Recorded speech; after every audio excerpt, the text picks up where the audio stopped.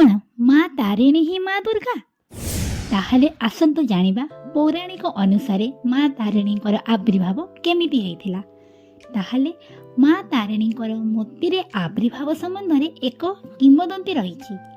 त्रेतया युगरे प्रभु श्रीरामचंद्र और माता सीतांकर वनवास समय दुष्ट राक्षस रावण द्वारा सीता को हरण करी नहीं जिबा परे राम लक्ष्मण सकातुर होई शक्तिमयी माँ दुर्गा को आराधना करथिले।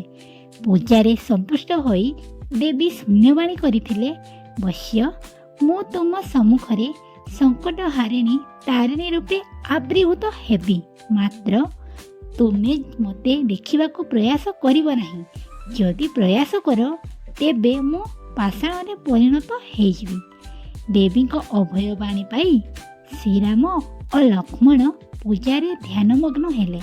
देवी को उपस्थिति को अनुभव